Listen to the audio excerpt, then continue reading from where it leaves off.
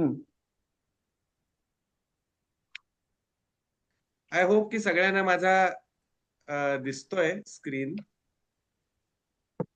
Yes yes. आपल्यात संपूर्ण परिवर्तन होणार आहे. आपलं संबंध आयुष्य गीता बदलून टाकणार आहे खूप चांगल्यासाठी. आणि त्या ट्रान्सफॉर्मेशनला मी 3D ट्रान्सफॉर्मेशन म्हणतो.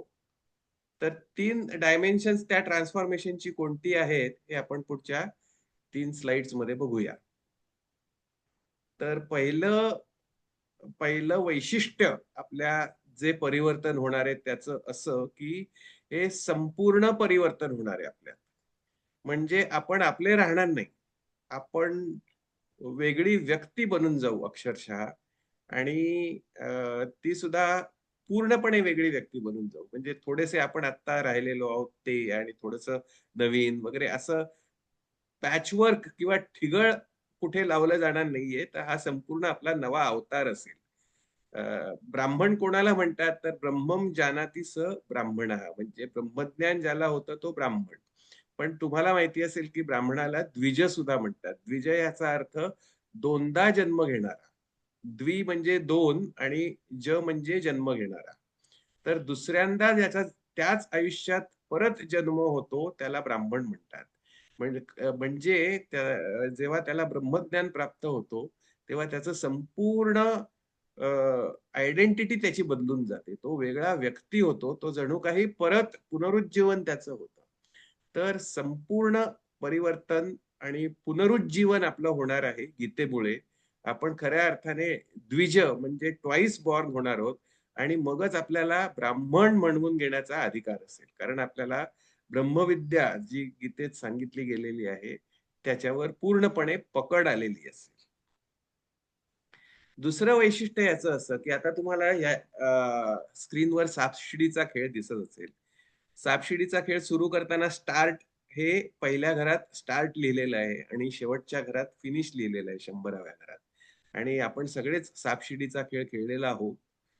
त्यातून आपल्याला असंही आढळून आलेलं आहे की जेव्हा जसे जसे आपण फासे टाकत जातो तसं तसं कधी कधी आपण शिडीवरून वर चढतो आणि कधी कधी साप आपल्याला गिळून आपण परत जैसे थे असं पहिल्याच स्थानी येतो. पण एकदा का 100व्या घरात आपण पोहोचलो की मग खाली वर हे जे हेलकावे आपल्या खेळात किंवा जीवनात येतात ते पूर्णपणे थांबतात. आणि मग कधीही त्या 100व्या स्थानात एकदा पोहोचल्यावर परत खाली जाण्याचा प्रश्न उरत नाही. त्याप्रमाणे दुसरं वैशिष्ट्य या परिवर्तनाचं असं की आत्ता जे आपल्या जीवनात सुख दुःख साप शिडी हे सगळं चालू आहे. खाली वर. तर एकदा आपण त्या अवस्थेत मनोवस्थेत भावावस्थेत पोहोचल्यावर गीतेच्या साह्याने आपल्याला हे हेलकावे पूर्णपणे बंद होतील. त्यामुळे जे काही परिवर्तन आपल्यात होईल ते परमनंट होईल. म्हणजे मग त्याच्यानंतर रिलॅप्सची काळजी अजिबात अ, राहणार नाही. त्यामुळे अतिशय सुकर जीवन असं आपल्याला जगता येईल. तर हे दुसरं वैशिष्ट्य आहे. आता मी तिसरं वैशिष्ट्य सांगतो की हे जे आपलं परिवर्तन होणार आहे ते इमिजिएट होणार आहे. म्हणजे तुम्ही मोक्षाविषयी ऐकलं असेल की कधी कधी मनुष्य योनीतच जन्म घ्यायला 84 लक्ष योनी फिरून यावं लागतं. आणि मग मनुष्य योनीत सुद्धा वारंवार जन्म जेव्हा होतो तेव्हा कुठे जाऊन आपल्याला मोक्ष मिळतो. तर आता काळ बदललेला आहे. पूर्वी जरी लंडनच्या राणीला सुद्धा युकेहून गेटवे ऑफ इंडिया पर्यंत यायला 1 महिना लागत असला तरी हल्ली कोणताही सामान्य माणूस युकेहून मुंबईला 9 तासात येऊ शकतो. तर काळ बदललेला आहे. आता आपली खूप मार्गदर्शन आपल्याला अवेलेबल आहे. चांगलं अभ्यास कसा करावा, किती करावा हे सांगणारे साहित्य म्हणा, गुरु म्हणा हे अवेलेबल आहे. त्यामुळे आपल्याला काही 100 जन्म थांबायची आवश्यकता नाही मोक्ष मिळण्यासाठी. याच जन्मात आणि साधारणतः वर्षभरात 2 वर्षात आपल्या अर्थात आपण किती गृहपाठ करतो त्याच्यावर अवलंबून आहे. पण अगदी आपला मोक्ष आता टप्प्यात आलेला आहे असं म्हणायला हरकत नाही. आणि याच्यासाठी मी एका घड्याळाचं उदाहरण देतो. समजा आपण नव्या घरात शिफ्ट झालो, खूप चांगलं सगळं घर सजवलं आणि आता तुम्हाला जे स्लाइडवर दिसतंय ते घड्याळ आपण एका भिंतीवर लावलं आणि त्यानंतर त्या फ्लॅटमध्ये राहायला लागलो. समजा 4-5 वर्ष गेली. प्रत्येक वेळेला फ्लॅटमध्ये त्या राहताना आपण जेव्हा आपल्याला वेळ बघायची असेल, तेव्हा पटकन त्या भिंतीकडे बघतो, जिथे ते घड्याळ लावलेलं आहे आपण आणि त्या घड्याळात बघितल्यावर लगेच आपल्याला टाईम समजतो. आता अशी कल्पना करा, की वास्तुशास्त्र निपुण असा एखादा तुमचा मित्र तुम्हाला भेट द्यायला कधी आला त्या घरात. तर त्याने ते घड्याळ बघितल्यावर सांगितलं, की "बाकी सगळं फेंगशुईनुसार आहे रे तुझ्या घरात. फक्त हे जे घड्याळ तू ज्या या भिंतीवर लावलेलं आहेस ना, ते फेंगशुईच्या दृष्टीने चुकीचं आहे आणि त्यामुळे तुला गेल्या काही वर्षात त्रास सोसावा लागलेला आहे. तर ते घड्याळ जर तू तिथून काढून त्याच्या समोरच्या भिंतीवर लावलंस, तर मग तो त्रासही जाईल. शास्त्राच्या दृष्टीने तुझा फ्लॅट परफेक्ट होईल आणि त्याचा आनंद तुला अधिक घेता येईल तुझ्या जीवनात." असं म्हणून अ, तुम्ही दोघांनी मिळून मग ते घड्याळ त्या वॉलवरून काढून अपोझिट वॉलवर लावलं. तर काय होईल, की काही दिवस, अनेक वर्षांच्या सवयीमुळे जेव्हा तुम्हाला वेळ बघायची असेल, तेव्हा तुम्ही आधीच्याच भिंतीकडे बघता आणि मग आधीच्या भिंतीकडे बघितल्यावर तुमच्या लक्षात येतं, की अरे, आपण तर हे घड्याळ या भिंतीवरून काढून केव्हाच समोरच्या भिंतीवर स्वतःहून लावलेलं आहे. तर अ, असं अनेक वेळा होतं आणि मग शेवटी हळू-हळू तुम्हाला घड्याळाच्या नव्या जागेची सवय झाल्यावर तुम्ही मग डायरेक्ट समोरच्याच भिंतीकडे, नव्या जागेकडे बघायला लागता घड्याळाच्या आणि मग हा आधीचा प्रकार थांबतो, की आधी पहिलं त्या जुन्या भिंतीकडे बघणं आणि मग नव्या ठिकाणी बघणं, हा प्रकार थांबतो. तर अशाच प्रकारे होतं. होतं काय, की गीतेच्या अभ्यासानंतर आपलं जीवन बदलतं, पुनरुज्जीवन मिळतं, आपली आयडेंटिटी बदलते आणि तरीसुद्धा काही काळ आपण पूर्वीच्याच आयडेंटिटीनुसार व्यवहार करत असतो आणि प्रत्येक वेळेला तसा व्यवहार केल्यावर लक्षात येतं, की अरे, पण हे चुकीचं आहे आणि आपण अधिक योग्य कृती करायला पाहिजे. म्हणून मग तुम्ही नव्या आयडेंटिटीकडे जाता. पण असं कायम होत नाही. असं काही काळ होतं आणि मग तुम्ही आपोआपच जसं नव्या घड्याळाच्या जागेशी रुळता, तसं तुमच्या नव्या व्यक्तिमत्त्वाशी तुम्ही रुळता आणि मग अ, हा द्राविडी प्राणायाम न करता आपोआपच सरळ आयुष्य जगायला लागतं. त्यामुळे याच्यात 2 स्टेप्स आहेत. एक म्हणजे ते घड्याळ काढून जुन्या भिंतीवरून नव्या भिंतीवर लावणं, ही एक स्टेप झाली. आणि दुसरी स्टेप झाली, की नव्या भिंतीवर डायरेक्ट बघण्याची प्रॅक्टिस, ही दुसरी स्टेप झाली. तसं तुमच्या जुन्या व्यक्तिमत्वाकडून नव्या व्यक्तिमत्वाकडे अ, अ, ते इन्स्टॉल करणं नवं व्यक्तिमत्व तुमच्यात, हे गीता वर्ग 3 महिन्यात करेल.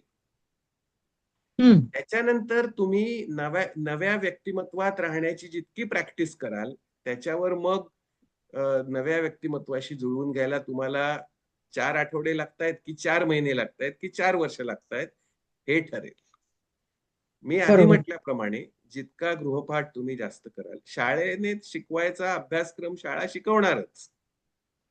पण तुम्ही जितका गृहपाठ जास्त कराल, जितकं चिंतन मनन जास्त कराल, तितके तुम्हाला परीक्षेत जास्त मार्क मिळणार. बरोबर.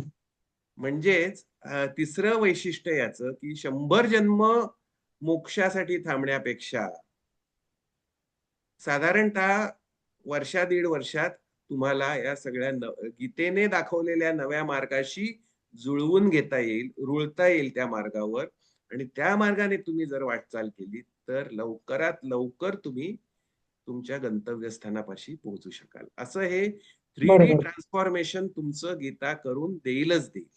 अशी खात्री बाळगा. कारण मी हे जे बोलतोय ते स्वानुभवावरून. आता आपण हे बघितलं, जसं आपण बघितलं, की इच्छित स्थळापर्यंत नेणारा मार्ग तुमचा मार्ग म्हणजे स्वधर्म. तसं स्वधर्मावर चालत असताना, त्या मार्गावर चालत असताना जे वाहन तुम्ही घेता, ते वाहन म्हणजे योग, हे सुद्धा आपण बघितलं. आता आणि 3 स्टेप्स आपण सुरुवातीलाच बघितल्या होत्या, की जीवापासून जीवात्म्याकडे पहिलं जायचंय आपण, जीवात्म्याकडून परमात्म्याकडे जायचंय आणि मग द्वैताचं रूपांतर अद्वैतात आपोआपच होणार आहे. तर कोणते 3 योग, कोणत्या 3 योगांचा वापर करून आपण हा प्रवास करणार आहोत? कधी-कधी काय होतं, गंतव्यस्थानापर्यंत जाताना आपण एकापेक्षा अधिक वाहनांचा उपयोग करतो. म्हणजे कसं, की आता समजा मला कोथरूडहून पुणे स्टेशनला जायचंय. तर मी ठरवू शकतो, की आता मी खाली उतरल्या-उतरल्या रिक्षा घेईन आणि जवळच्या मेट्रो स्टेशनपर्यंत जाईन रिक्षाने. आणि मग तिथे मेट्रो स्टेशनपर्यंत गेल्यावर त्या मेट्रो स्टेशनपासून पुणे मेट्रो स्टेशनपर्यंत मेट्रोने जाईल. म्हणजे ह्या प्रवासात मी 2 जशी वाहनं वापरली, तसं कधी-कधी आपल्या मोक्षापर्यंतच्या प्रवासात एकापेक्षा अधिक योग वापरावे लागतात आपल्याला. म्हणजे याचा अर्थ असा नाही, की एक योग वापरला नाही तर अ, म्हणजे एकापेक्षा अधिक योग वापरले नाहीत तर आपण मोक्षापर्यंत पोहोचूच शकणार नाही. कारण पुणे स्टेशनला जायचा दुसरा मार्ग म्हणजे मी माझी सरळ कार काढू शकतो आणि कारने कोथरूडपासून थेट पुणे स्टेशनपर्यंत जाऊ शकतो. दुसरं वाहन न बदलता. त्यामुळे अ, आपल्याला आपण कुठे उभे आहोत, आपल्याकडे काय सोयी उपलब्ध आहेत, हे सगळं बघूनच तो डिसिजन घ्यायचा आहे. पण 3 स्टेप्सशी संलग्न असलेल्या 3 योगांकडे आता आपण जाऊया. आपण बघितलं पहिली स्टेप आहे जीव टू जीव आत्मा. याच्यात आपण निष्कर्म योग हे वाहन वापरणार आहोत आणि निष्कर्म योग हे 3 योगांनी बनलेलं आहे. ज्ञानयोग, कर्मयोग आणि भक्तियोग या 3 योगांचा त्रिवेणी संगम म्हणजे निष्कर्म योग. ज्ञानयोग म्हणजे अवेअरनेस, कर्मयोग म्हणजे ॲक्शन आणि भक्तियोग म्हणजे समर्पण किंवा ॲक्सेप्टन्स. म्हणजे आहे त्या परिस्थितीत समाधानी राहणं. कारण आहे ती परिस्थिती ही भगवंताची कृपाच आहे. असं अनन्य भावाने त्याला शरण जाऊन तू देशील तो प्रसाद. असं म्हणून समाधानाने राहणं म्हणजे भक्तियोग. तर या 3 योगांचा त्रिवेणी संगम जो निष्कर्म योग, जो आपण अधिक डिटेलमध्ये नंतर शिकणार आहोत, त्याचा आपल्याला वाहन म्हणून उपयोग करायचा आहे. निष्कर्मयोगी व्हायचंय. म्हणजे कृष्णाने वारंवार अर्जुनाला सांगितलं ना, की तू भोगीही होऊ नकोस, म्हणजे खूप मटेरियलिस्टिक सुद्धा होऊ नकोस किंवा त्यागीही होऊ नकोस. म्हणजे सगळं सोडून दिलं, हिमालयात गेला, असंही करायची अजिबात आवश्यकता नाही. तस्माद योगी भवार्जुन, असं कृष्णाने वारंवार खूप आत्मीयतेने अर्जुनाला सांगितलेलं आहे. तर तो योगी व्हायचा म्हणजे आता इतकी वाहनं उपलब्ध असताना मी कोणतं नेमकं वाहन घेऊ माझ्या हिताचं? त्याचं उत्तर म्हणजे पहिल्या स्टेपमध्ये आपण निष्कर्म योग करणार आहोत. दुसऱ्या स्टेपमध्ये जो योग करणार आहोत, त्याचं नाव आहे सांख्य योग. म्हणजे साक्षीभावाशी त्याचा संबंध आहे. हा योग थोडासा कठीण आहे निष्कर्म योगापेक्षा. पण अर्थातच जसा-जसा आपण पुढे-पुढे जातो आपल्या शिक्षणात सुद्धा, तसा-तसा अभ्यासक्रम कठीणच होत जातो की नाही? म्हणजे साहजिक आहे, कारण ते ज्ञान सुद्धा अधिक सूक्ष्म असतं आणि अधिक प्रगत असतं आणि अधिक फायदेशीर असतं. त्यामुळे तुम्हाला जर फायदा जास्त करून घ्यायचा असेल शिक्षणाचा, ज्ञानाचा, तर मग थोडा जास्त अभ्यास करायची तयारी पाहिजे.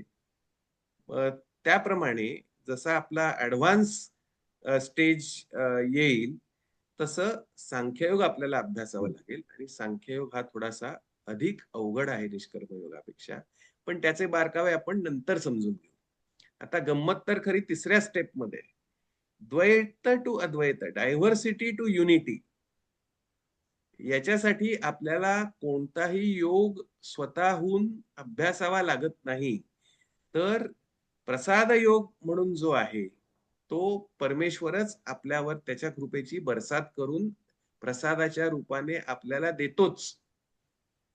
आपोआप देतो. म्हणजे सांख्य योगात एकदा प्रगती झाली, की प्रसाद योग हा आपल्याला आपोआप मिळतो. त्याच्यासाठी काहीही वेगळं करावं लागत नाही आणि त्या योगाद्वारे परमेश्वर आपल्याला दाखवून देतो, की अ, हे जे तुम्ही विश्व बघताय, त्याच्या मुळाशी फक्त एक ब्रह्मच आहे. त्यामुळे प्रसाद योगाची चिंताच करायची नाही. तो आपोआपच मिळणार आहे आपल्याला. तर अशा 3 स्टेप्समध्ये 3 योगांशी संलग्न होऊन आपण आपला प्रवास पूर्ण करणार आहोत.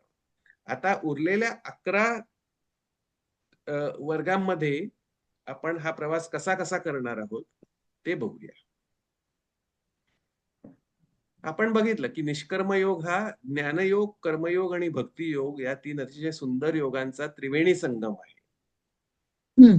कोणतंही कर्म करण्यापूर्वी किंवा कोणतीही ऍक्शन घेण्यापूर्वी 3 भागात ती ऍक्शन विभागली गेली हे जाणून घेणं गरजेचं असतं.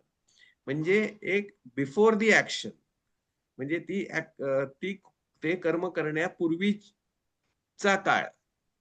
दुसरं म्हणजे ड्युरिंग दी ऍक्शन, म्हणजे ते कर्म आपण करत असतानाचा काळ किंवा अवस्था. आणि तिसरं म्हणजे आफ्टर दी ऍक्शन, म्हणजे ते कर्म पूर्ण झालं की त्यानंतर आपण असलेला काळ. तर ज्ञानयोगाचं महत्व हे कर्मापूर्वी आहे. म्हणजे जे आपण कर्म करणार आहोत ते ज्ञानयोगाच्या पार्श्वभूमीवर केलं तर ते कर्म चांगलं होतं. आणि तो अवेअरनेस काय असायला हवा, ते ज्ञानयोग आपल्याला शिकवतो. आणि त्यामुळे आपण ज्ञानयोगाच्या प्रभावाखाली जे कर्म करतो ते नेहमी यशस्वी, अतिशय धार्मिक, सात्विक आणि सर्व गुण संपन्न असं होतं. म्हणून सगळ्यात पहिलं आपण शिकून घेणार आहोत ज्ञानयोग, की जेणेकरून एक वेगळा अवेअरनेस आपल्यात निर्माण होईल. आणि त्या अवेअरनेसने जेव्हा आपण जीवनातलं प्रत्येक कर्म करू आणि प्रत्येक कृती करू तेव्हा त्याचा आपल्याला खूप फायदा, जास्तीत जास्त फायदा मिळू शकेल. म्हणून आपण पुढच्या 2-3 सेशन्स मध्ये ज्ञानयोग करणार आहोत, ज्ञानयोग समजून घेणार आहोत. त्याच्यानंतर आपल्याला कर्मयोग समजून घ्यावा लागेल, की एकदा का मला माझे डायलॉग्स कळले आणि तोंडपाठ झाले की त्या प्रसंगात मी जसं दिग्दर्शकाने सांगितलेलं आहे त्याप्रमाणे हुबेहूब ते डायलॉग्स कसे म्हणून दाखवेल, म्हणजे कर्मयोग. म्हणजे ते आता ज्ञानयोगाने मला अवेअरनेस आला आणि त्या अवेअरनेस मधून मी कर्म सुद्धा निवडलं माझं काय करायचं ते. आणि ते कर्म निवडल्यावर ते कर्म करणं आलं तर ते कर्म करताना कोणती पथ्य पाळायची की जेणेकरून ते कर्म मला जास्तीत जास्त फायदा करून देऊ शकेल. जो संकल्प मी ते कर्म करण्यापूर्वी केलेला आहे तो संकल्प, त्या संकल्पाची पूर्ती होईल. ह्याच्यासाठी ज्या ट्रिक्स आणि टिप्स दिलेल्या आहेत कर्मयोगामध्ये त्यांचा आपण पुढचे काही सेशन्स अभ्यास करणार आहोत. आणि एकदा ते कर्म झालं आपल्या हातून की मग आपल्या हातात काही उरत नाही. आणि त्या कर्मावर मग पुढे युनिव्हर्स प्रतिकर्म करतं, म्हणजे ऍक्शनला रिॲक्शन येते. आणि ऍक्शन आणि रिॲक्शन या दोघांचं कॉम्बिनेशन होऊन आपल्याला जो रिझल्ट मिळतो, आपल्या कर्माचा परिणाम मिळतो, त्या परिणामाला अतिशय सजगपणे आणि समर्थपणे सामोरं हो. जायचं कसं हे आपल्याला भक्तियोग शिकवणार आहे. आणि भक्तियोगात आपण समर्पण शिकणार आहोत आणि परमेश्वराशी डायरेक्टली संलग्न होणार आहोत. त्यामुळे कोणतीही परिस्थिती आपल्या आयुष्यात निर्माण झाली तरी तिला चांगल्या पद्धतीने ती हँडल करण्याचं किंवा तिला तोंड देण्याचं किंवा तिच्यावर तोडगा काढण्याचा आपल्याला आपल्याला ते टूल आपल्या हातात मिळणार आहे. आणि हे 3 योग शिकल्यावर मग सांख्य योग आहे, विच इज योग ऑफ वॉचिंग, साक्षी भाव. की आपण एकदा चेतना आहोत हे समजलं की चेतनेप्रमाणे आपण वागायला लागतो. आणि चेतना फक्त जाणू शकते, ती काही करू शकत नाही. जसं आपल्या डोळ्यांनी आपण पाहू शकतो. अगं आपल्या नाही. आपल्या डोळ्यांनी आपण पाहू शकतो, आपल्या डोळ्यांनी आपण काही इतर गोष्टी करू शकत नाही. उदाहरणार्थ आपल्या डोळ्यांनी ऐकू शकत नाही किंवा आपल्या डोळ्यांनी काही वस्तू इथून तिथे हलवू शकत नाही. डोळ्यांना जसं पाहणं हे काम दिलेलं आहे तसं आपलं काम ऍज कॉन्शियसनेस हे फक्त ऑब्झर्वेशन, साक्षीभाव किंवा जाणणं हे असतं. आणि सांख्य योगाद्वारे ते एकदा करायची प्रॅक्टिस झाली की करता करविता परमेश्वर आहे. आपण फक्त आपल्याला जे महानाट्य घडतंय आपल्या जीवनात ते फक्त एन्जॉय करायचंय as a Spectator of Sholay. म्हणजे शोले हा जसा प्रेक्षकांनी एन्जॉय केला तसं आपलं आयुष्य आपण ऍज अ स्पेक्टेटर एन्जॉय करायचंय हे सांख्ययोग आपल्याला शिकवतो. आणि मग एका सेशन मध्ये आपण तुमचे जर काही उर्वरित प्रश्न असतील तर त्यांना ते प्रश्न बघणार आहोत. आणि मग सगळ्यात शेवटच्या सेशन मध्ये परीक्षा आहे. तर त्या परीक्षेत आपण पास व्हालच ही माझी खात्री आहे. तर दिस इज द रोड अहेड. आता होमवर्क विषयी मी बोलतो. या होमवर्कच्या 2 स्लाइड्स आहेत. एक म्हणजे 3 गोष्टी ज्या आपल्याला रोजच्या व्यवहारात करायच्या आहेत. म्हणजे तुम्ही इतर कामं करायची ती सोडून द्यायचा असा याचा अर्थ होत नाही. ती सगळी कामं करायची आणि शिवाय या 3 गोष्टी करायच्या. आणि त्या 3 गोष्टीतली एक गोष्ट आहे की 3 अफर्मेशन्स मी तुम्हाला देणार आहे. तर ती 3 अफर्मेशन्स रोज 7 वेळा प्रत्येकी म्हणायची. तर हे 3 अफर्मेशन्सची पण एक स्लाइड आहे आणि ह्या ज्या 2 स्लाइड आहेत, 3 थिंग्स ॲज डेली रुटीन आणि 3 अफर्मेशन्स, या दोन्ही स्लाइड्स मी आपल्या WhatsApp ग्रुपवर हा वर्ग झाल्यानंतर तुमच्या बरोबर शेअर करणार आहे. त्यामुळे मग कोणत्या गोष्टी गृहपाठ म्हणून करायच्या याविषयी तुमच्या मनात शंका उरणार नाही. तर कोणत्या 3 गोष्टी उद्यापासूनच तुम्ही तुमच्या रोजच्या दैनंदिन जीवनात समाविष्ट करून घ्याल? तर पहिलं म्हणजे 3 गोष्टी वारंवार स्वतःशी 3 गोष्टींचा जप करायचा आहे. आता तो किमान 7 वेळा प्रत्येक मंत्राचा करायचा आणि 7 पेक्षा कितीही वेळा तुम्ही जास्त केलात, तर तितकं ते तुम्हाला फायदेशीरच ठरणार आहे. पण किमान 7 वेळा तरी करा, असं माझा अशा आग्रहपूर्वक विनंती आहे अशी.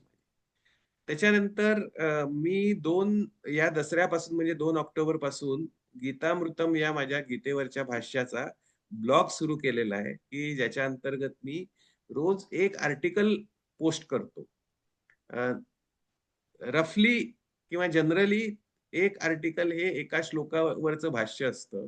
गीतेत 700 श्लोक आहेत, पण काही श्लोक थोडेसे गहन असल्यामुळे त्याच्यावर एकापेक्षा अधिक आर्टिकल्स मला लिहावी लागली. त्यामुळे जरी गीतेत 700 श्लोक असले तरी गीतामृतम या माझ्या पुस्तकामध्ये किंवा ग्रंथामध्ये 1000 आर्टिकल्स आहेत. त्यातलं एक आर्टिकल सिक्वेन्शियली रोज मी गीतामृतम ब्लॉगवर पोस्ट करतो आणि त्याची लिंक मी तुम्हाला पाठवत असतो किंवा गीता लव्हर्स ग्रुपवर त्याची लिंक येते. तर ती लिंक क्लिक करून ते आर्टिकल रोजच्या रोज तुम्हाला वाचायची सवय लावून घेतली पाहिजे. आणि हे 3 वर्ष हा उपक्रम चालणार आहे. पुढची 3 वर्ष रोज 5 मिनिटं ते आर्टिकल तुम्ही वाचणं हा तुमच्या गृहपाठाचा दुसरा भाग आहे. आणि तिसरा भाग म्हणजे द मूव्ही मेडिटेशन. म्हणजे काय? तर आपलं जीवन जसं तुम्ही एखादा मूव्ही बघता, तसं आपलं जीवन हे एखाद्या महानाट्यासारखं बघायचंय. जीवनाकडे महानाट्य म्हणून बघायचंय. आणि त्या महानाट्यात तुमचं कॅरेक्टर हा हिरो आहे, सेंट्रल कॅरेक्टर आहे. म्हणून अतिशय तटस्थपणे आणि जसं तुम्ही शोले बघताना अमिताभ बच्चनकडे बघता, तसं तुमच्या जीवनाचं महानाट्य बघताना तुम्ही स्वतःच्या व्यक्तिमत्वाकडे बघितलं पाहिजे. आणि जसा शोले तुम्ही एन्जॉय करता तसं महानाट्य पण एन्जॉय करायचं. आणि शोलेमध्ये नेहमी आपल्याला वाटतं ना, की हिरोचं चांगलं व्हावं. तसंही तुम्हाला वाटायला हरकत नाही, की आपलं जे व्यक्तिमत्व आहे, की जे सेंट्रल कॅरेक्टर आहे, त्याचं भलं व्हावं, अशी सुद्धा सदिच्छा सतत करत राहायला काहीच हरकत नाही. पण त्या सिल्व्हर स्क्रीनवरून बाहेर येऊन समोरच्या खुर्चीवर बसून आपल्या जीवनाकडे महानाट्यासारखं बघणं हे अतिशय महत्वाचं मेडिटेशन तुम्हाला हं. सातत्याने आणि प्रयासाने सिद्ध करायचंय आणि त्यामुळे तुमच्या संपूर्ण व्यक्तिमत्व परिवर्तनाला खूप मोठी मदत होणार आहे. तर हे जे 3 भाग केलेले आहेत मी तुमच्या दैनंदिन जीवनात समाविष्ट करण्याचे, ते अत्यंत महत्वाचे आहेत आणि ते तुम्ही करालच नेटाने अशी माझी खात्री आहे. आता कोणती 3 अफर्मेशन्स तुम्हाला रोज म्हणायचे आहेत? तर पहिलं म्हणजे आय एम प्युअर कॉन्शियसनेस. तुम्हाला जर याचं मराठीकरण करून हवं असलं, तर तुम्ही एकतर सोहम म्हणू शकता. अर्थात सोहम हे संस्कृत आहे किंवा मी शुद्ध परमात्मा आहे. हे तुम्ही स्वतःला सांगू शकता. या वाक्याचा जप करू शकता. दुसरं वाक्य किंवा मंत्र असा आहे, आपण याला वाक्य न म्हणता मंत्र म्हणूया, कारण वाक्य आणि मंत्र याच्यात खूप फरक आहे. मंत्राची शक्ती मोठी आहे आणि त्या शक्तीचे फायदे पण खूप जास्त आहेत. साध्या वाक्यांना प्रत्येक वाक्यच तेवढं पॉवरफुल असेल असं नाही. म्हणून आपण या अफर्मेशन्सना मंत्र म्हणूया. दुसरा मंत्र असा की my persona is providence's instrument to serve larger interest. म्हणजे माझ्या पात्राच्या द्वारे किंवा माझ्या व्यक्तिमत्वाच्या द्वारे ईश्वर या महानाट्याला पुढे पुढे नेतोय. The show is going on. आणि हे महानाट्य माझ्या पात्राद्वारे ईश्वर सफल करून घेतोय. जसं की तो इतर पात्रांद्वारे सुद्धा नाटकाचं साफल्य करतोय, त्याप्रमाणे माझ्या पात्राने माझं पात्रही या नाटकात खारीचा वाटा उचलतंय. हे नाटक सगळं सफल होण्यासाठी आणि संपूर्ण होण्यासाठी. हा तो दुसरा मंत्र आहे. आणि तिसरा मंत्र म्हणजे ऑल इज वेल. म्हणजे माझ्या आयुष्यात जे घडतंय, किंबहुना या संबंध विश्वात ज्या ज्या उलाढाली चाललेल्या आहेत, त्या संपूर्णपणे परमेश्वराच्या अधिकाराखाली, आधिपत्याखाली आणि नियंत्रणाखाली चाललेल्या आहेत आणि त्याच्या परवानगीने चाललेल्या आहेत. जरी माझी बुद्धी लिमिटेड असली आणि त्यामुळे जरी मला काही काही गोष्टी, अरे हे असं कसं, जगात दुःख इतकं कसं, किंवा दुःख माझ्याच वाट्याला कसं वगैरे असं सगळं वाटत असलं तरी तो माझ्या मर्यादित बुद्धीचा भाग आहे. आणि ईश्वराचं जे सगळं मोठं यंत्रणा आहे ती अतिशय व्यवस्थित जशी चालायला हवी तशीच चालू आहे. आणि त्यामुळे ऑल इज वेल. एक रॉबर्ट ब्राउनिंग म्हणून कवी होता, त्याने जी पिपाच पासेस म्हणून कविता 1841 साली लिहिली, त्यात एक अतिशय सुंदर वाक्य तो बोलून गेला की God is in the heaven and everything is right with the world. तर याचाच अर्थ ऑल इज वेल. जे झालं ते चांगल्यासाठीच झालं, जे होतंय ते चांगल्यासाठीच होतंय, आणि जे पुढे आयुष्यात माझ्या होणार आहे किंवा विश्वात ज्या घडामोडी घडणार आहेत त्या परमेश्वराच्या योजनेनुसारच होणार असल्यामुळे त्याच्यात मी खोट काढण्याचा काहीच प्रश्न नाही. असं एकदा समाधानी वृत्ती आली आपल्या की मग पुढचा प्रवास अतिशय सोपाच नाही तर सुखकर सुद्धा होतो. तर ही 2 स्लाइड्स मी नक्कीच आपल्याला शेअर करीन आणि आपण त्याप्रमाणे पुढे जाऊ. तुम्ही गृहपाठ जरूर करा. आजचा सेशन आता मी सगळ्यांसाठी चर्चेसाठी, प्रश्नोत्तरांसाठी आणि तुमच्या फीडबॅकसाठी आणि ऑब्झर्वेशनसाठी ओपन करतो. आणि कोणत्याही विशिष्ट क्रमाने न जाता कोणीही प्रश्न अनम्यूट करून घ्या पहिलं स्वतःला आणि मग तुमचा प्रश्न विचारा किंवा चर्चा करा. आपल्याला 10 मिनिटं आहेत. 10 मिनिटानंतर आपण या मीटिंगच्या बाहेर फेकले जाऊ. पण होपफुली सगळी प्रश्नोत्तरं 10 मिनिटात कव्हर होतील. नाही झाली तर मला मग व्हॉट्सअपवर विचारलं तरी मी पटकन तुम्हाला उत्तरं देऊ शकतो. तर please go ahead with your questions.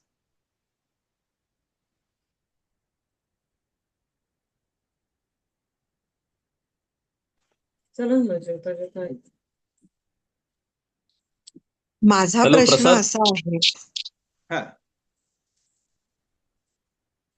हा ठीक आहे, विचारू दे सीमाला आधी, मग मी बोलतो. बर, सीमा गो अहेड.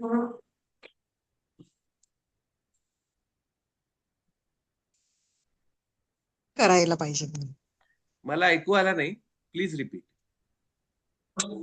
माझा प्रश्न असा आहे की माझा मुलगा आता दुसरीकडे जाणार आहे हा आणि मी एकटीच घरी आहे, तर मी हा काय करायला पाहिजे त्याच्याकरता? हा तू तुझा स्वधर्म करायचा आहेस, तर स्वधर्म करायचं हा म्हणजे नेमकं काय करायचं हे हा अ, तुला उलगडतच जाईल जसं आपण गीता वर्गाचा अभ्यास करू. एक फक्त हा लक्षात ठेव की तुझा स्वधर्म म्हणजे तुझा प्रवास हा वेगळा आहे, तुझ्या मुलाचा प्रवास हा वेगळा असू शकेल. तर बरोबर. हो, तू तुझा मार्ग सोडायचा नाही आणि तुझा मार्ग तुझ्या मुलावर लादायचा नाही. या 2 गोष्टी बरोबर. ज्या गीतेत सांगितलेल्या आहेत त्या तुला कराव्या लागतील. बर आणि त्याच्यासाठी बर तुला तुझा मार्ग कोणता आहे हे समजून घ्यावं लागेल. ते आपण बर पुढच्या 3 महिन्यात समजून घेणारच आहोत. चालेल चालेल. Okay okay, done. Okay, good. Amogh, तू विचारणार होतास प्रश्न. हो. तुझे आता दुसरं किंवा तिसरं जे हे सांगितलंस होमवर्क मध्ये हा की आपण आपल्या आयुष्याचा जीवनपट किंवा जो बघायचा म्हणजे हा त्याच्यात नक्की काय करायचं ह्याच्यात थोडंसं जर इलॅबोरेट केलं तर हा म्हणजे आपल्या तर लहानपणापासून अतिशय या सगळ्या अतिशय सोपं आहे अमोघ. आठवायचं असं काही करायचं. हा. काहीही करायचं नाही. तू पिक्चर बघायला जातोस की नाही कधी कधी, तर तू पिक्चर कसा बघतोस तसंच तू आपल्या जीवनाकडे बघायचं. हा पिक्चर आहे असं समजून. आणि त्याच्यात महत्वाचं काय बर. करायचं की इतरांकडे आपण बघतोच आपल्या शरीरातून, पण तू स्वतःहीकडे तसंच बघता तुला आलं पाहिजे जसं तू इतरांकडे बघतोस. म्हणजे आता तू माझ्याकडे जसं स्क्रीनवर बघतोयस तसं तू स्वतः सुद्धा मोबाईल समोर बसलेला असशील किंवा लॅपटॉप समोर बसलेला असशील. शरीराच्या बाहेर येऊन तू स्वतःच सुद्धा निरीक्षण कर ना, की कसा मी बसलोय, कसा मी प्रसादचं बोलणं ऐकतोय, कसा हा गीता वर्ग आपण एन्जॉय करतोय. बर. तर असं सतत एखाद्या प्रेक्षकासारखं आपलं जीवन बघत जाणं आणि ते नुसतं, तर कोणी म्हणेल की त्यात काय विशेष, आम्ही बघतोच की जीवन. पण ते आपण जीवन कसं बघतो तर आपल्या शरीरातून बघतो. इतरांकडे आपण आपल्याकडे बघत नाही. तर फरक असा आहे इथे की आपल्या जीवनाकडे जसं आपण इतरांकडे बघतो तसं आपल्याकडेही बघायचं आहे. आपल्या शरीराच्या बाहेर येऊन आपण त्या सिल्वर स्क्रीनवर आहोत आणि त्या पिक्चरचे हिरो आहोत.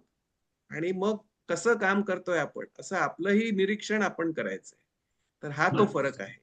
आणि हे एकदा असं आपण निरीक्षण करायला लागलो की मग हळूहळू आपल्या शरीरापासून, मनापासून आणि बुद्धीपासून आपण वेगळे आहोत हे हळूहळू लक्षात यायला लागतं. आणि मग पुढचा प्रवास अधिकाधिक सुखकर सोपा व्हायला लागतो. होतो. सो हा फरक आहे की जीवनाकडे बघायचं, पण आपल्या शरीराबाहेर येऊन आपल्या सकट जीवनाकडे बघायचं. आता आपण फक्त इतरांकडे बघतोय, ते सोडून आपल्याकडे पण इतरांसारखंच बघायचं. आणि म्हणूनच मी म्हटलं की आपण हिरो आहोत ना आपल्या पिक्चरचे. मग जसं हिरो विषयी आपल्याला सहानुभूती वाटते की नाही प्रत्येक पिक्चर मध्ये, की नाही हा बाबा याचं लग्न होऊ दे, याला प्रमोशन मिळू दे किंवा याचं भलं होऊ दे, जे काय असेल ते. तसं आपल्याबद्दल आपल्याला जर वाटलं की हा नाही प्रसादचं भलं होऊ दे, गीता वर्ग त्याचा भरपूर पसरू दे चांगला आणि त्याचा लोकांना फायदा होऊ दे आणि अ, म्हणजे सर्व भूत हित त्यातून साध्य होऊ दे, असं मला प्रसाद विषयी वाटणं हे चांगलं आहे की साहजिक आहे. पण जे काही होईल ते मी तटस्थपणे ऍज अ स्पेक्टेटर एन्जॉय केलं पाहिजे. हॅलो. मला अजून एक विचारायचं होतं की मी एअर इंडियामध्ये होते नोकरीला. हम्म, आणि त्याच्यानंतर म्हणजे 2020 साली माझे मिस्टर गेले. हम्म, आणि त्याच्यानंतर 2023 साली माझ्या सासूबाई गेल्या. आणि बर, त्या मधल्या पिरियड मध्ये ना माझं म्हणजे मला प्रचंड त्रास व्हायचा हम्म, सगळ्याचा. हम्म, म्हणजे तो तो ते ते ते- म्हणजे मी त्या रात्री मी जवळजवळ 3 वाजेपर्यंत वगैरे जागी असायचे, कारण माझ्या सासूबाई आजारी होत्या म्हणून. हम्म, आणि त्याच्यामुळे मला सगळा प्रॉब्लेम व्हायचा की काय करायचं तेच मला कळायचं नाही म्हणून. हम्म. तर काय तर असं. करायचं हे आपल्याला, काय करायचं हे फार सोपं आहे. अ, हा. सलीम जावेद, आता अमजद खानने काय करायचं तर सलीम जावेदने जे संवाद त्याच्यासाठी लिहिलेत ते पाठ करून घ्यायचे आणि त्या प्रसंगात असताना ते संवाद बरोबर दिग्दर्शकाने सांगितल्याप्रमाणे अभिनय करून म्हणायचे. संपला विषय. मग अमजद बस. ओके. खानच्या आयुष्यात जरी काही झालं, म्हणजे सॉरी, गब्बर माझं काय सिंगच्या झालं. आयुष्यात काही माझं झालं. काय झालं माहितीये का, त्यावेळेला माझी 96% अँझायटी होती. हम्म, कारण माझे मिस्टर गेले होते 2020 साली. आणि ह्या 2023 साली गेल्या, त्याच्यामुळे मला म्हणजे माझी अँझायटी 96% होती त्यावेळेला. बर. आणि त्याच्याकरता मला गोळ्या चालू आहेत त्याच्याकरता. नाही, पण हे कशामुळे झालं माहितीये का, की अमजद हा. खानला वाटतंय की आपण गब्बर सिंगच आहोत. म्हणून गब्बर सिंगला पकडायला पोलीस आले की अमजद खानचं पॅल्पिटेशन सुरू होतंय. पण अमजद बरोबर. खानला जेव्हा कळेल की मुळात, मला टेकिकार्डियाचा पण त्रास आहे. आणि हो ना, टेकिकार्डियाचा पण. या सगळ्या म्हणजे गोष्टी तुमच्या तुमच्या सगळ्यांची जी पल्स 70 वगैरे असते ना, माझी एकदा 100 म्हणजे मी ह्याच्यामध्ये होते ना, ऑफिसमध्ये होते आणि तेव्हा माझी पल्स सकाळपासून 170 180 पर्यंत होती पल्स माझी. आणि मग संध्याकाळी मी आमच्या इथल्या एका डॉक्टरांच्याकडे गेले, त्यांनी मला नेहत्यांच्याकडे ऍडमिट व्हायला सांगितलं आणि मग मी तिथे ऍडमिट झाले. आणि 5 दिवस मी तिथे राहिले होते, 5 दिवस ICU मध्ये राहिले होते, त्याच्यानंतर 2 दिवस बाहेर राहिले होते मी. असं सगळं झालं माझं. हो ना, ते का झालं हेच मी सांगतोय, की अमजद हा. खानला वाटायला लागलं की आपण गब्बर सिंग, म्हणून मग गब्बर सिंगला पकडायला जेव्हा पोलीस आले तेव्हा त्याचं फार हाय हाय धाय धाय सुरू झाली. पण जर अमजद हा. खानला कळलं की हे फक्त पिक्चर आहे आणि गब्बर सिंगची हा. भूमिका आपण करतोय आणि ती हा. कशी आपण केली पाहिजे, तर आपण डायलॉग्स म्हणायचे आणि रमेश सिप्पीने सांगितल्याप्रमाणे ऍक्टिंग करायचं. बाकी बर. गब्बर सिंगचं काय ओके. होतं त्याच्याशी माझा डायरेक्ट संबंध काही नाही. माझा काहीच संबंध नाही. बरोबर. हे जेव्हा अमजद खानला कळेल तेव्हा त्याचं पल्स नॉर्मलला येईल. पण मला तेव्हा कॉर्डेरॉनची ड्रिप लावायला लागली होती, म्हणजे माझं 170 180 पर्यंत पल्स होती माझी. आणि म्हणजे माझी इथली शीर उडत होती, ठक ठक ठक ठक ठक ठक ठक ठक. हो ना आणि सीमा, मग त्या ते सगळं डॉक्टरांनी झालं ते मला कशामुळे झालं आणि ते टाळायचं हा. कसं हेच मी तुला सांगतोय. हा. हा. बर, आणि ठीक आहे. ओके, चालेल. ओके. आणि कोणाला काही आहेत का प्रश्न? कारण आता 1 मिनिटानंतर ही मीटिंग आपोआपच संपेल. बर, ओके. नाही, मला अजून काही प्रश्न नाहीयेत, एवढेच प्रश्न आहेत. Okay okay. तर स्वधर्म आपण शिकूच कसं करायचा, तेवढा करायचा बर. आणि बाकी सगळं ईश्वरावर सोडून द्यायचं. बर, चालेल. ओके, संपला डन. विषय असं. आणि कोणाला काही म्हणजे मी एअर इंडियामध्ये नोकरीला होते ना, तेव्हा मी श्रीधर फडके यांच्याकडे कामाला होते, म्हणजे ते एक्झिक्युटिव्ह डायरेक्टर होते आणि मी त्यांची एक्झिक्युटिव्ह असिस्टंट होते. आणि मला भरपूर काम करायला लागलं होतं. भरपूर म्हणजे ते कसे आहेत तुला माहिती आहे, म्हणजे त्यांचं म्हणजे कामाच्या बाबतीमध्ये पण त्यांचं तेवढंच डोकं आहे. त्याच्यामुळे रात्री मला 9:15 9:45 पर्यंत वगैरे थांबायला लागलं होतं मला. आणि एवढं सगळं होऊन त्याच्यानंतर दुसऱ्या दिवशी आम्ही घरी गेलो, ऑफिसला गेलो ना, तेव्हा ते म्हणतात नाही, आता ते सगळं बंद झालेलं आहे, आता सरकारने सांगितलंय की कॉन्ट्रॅक्ट आणि हे सगळं एकत्रच ओपन करायचं.